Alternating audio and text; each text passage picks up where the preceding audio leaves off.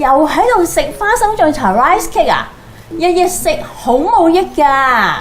呢個好 healthy 㗎，仲有好豐富 vitamin， 仲可以 keep fit。So I agree with the daughter. I love my rice cakes and I love my peanut butter. And I basically love all the fitness gurus, that whatever they tell me on TikTok and Instagram. So now I need to hear your point of view. What is the TCM point of view of this type of diet? It is something that's more of a recent trend, I think, recently. When it comes to eating like minimal, eating low calorie, eating low sugar. But actually there's a lot about that that's not actually beneficial for the body. So we just saw in the short video there that the daughter was eating a lot of like peanut butter. Actually in Chinese medicine, peanut butter is tapit, we would say typically sabyi, which means damp heat. Whoa, now we're getting to a level where we see two pathogenic qis mixing together and forming a different symptom set.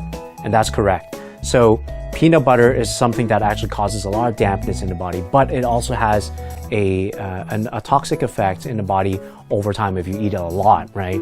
That it will cause inflammation. And you have the rice cake. Rice cake generally is okay. You know, that one can get a pass with TCM.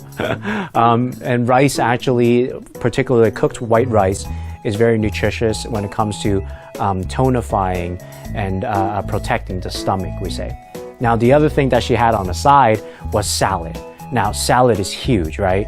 A lot of people are eating it now to try to keep fit, getting the greens in.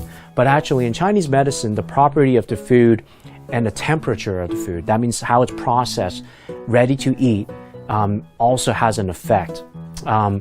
In this case, salad is actually particularly raw, right? And it is very cold-natured. So over time, if you eat too much salads and cold raw foods, it can actually injure your stomach and the spleen organ in Chinese medicine. Okay, so now I know that these particular foods may not be the key to slimming down. So what are your thoughts on it? How can TCM help me slim down? That's a really good question. I think keeping fit does require you, and whatever medicine understands this too, is that you do need to generally burn your calories. You do need to get your exercise in, be active, someone who takes in sunlight often.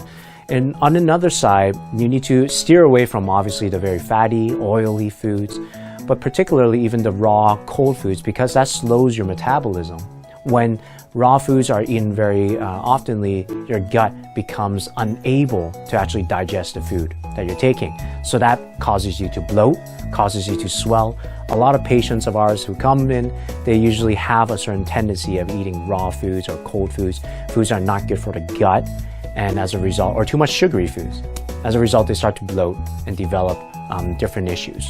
So now I know that there are different food groups that I should maybe stay away from, may not necessarily help me with slimming down. So in your point of view, what can TCM do for me, and what's its natural ways of toning down and slimming down? In Chinese medicine, we need to think about the digestive organ always. When you're trying to slim down, actually the main primary concern is how well you're digesting your foods. The spleen and the stomach are the organs that actually monitor and make sure everything in the body is harmonized. The foods can go into proper production of blood, of qi. So taking that into consideration, salads, the cold foods, things like that, nature would weaken your digestion. Definitely steer away from that. There's a lot of things you can do to help your body to slim down, do exercise more, at least you're feeling more energetic to do so. And that's also related to the spleen's energy in Chinese medicine. Drinking more tea instead of sodas, instead of cold drinks, bubble tea.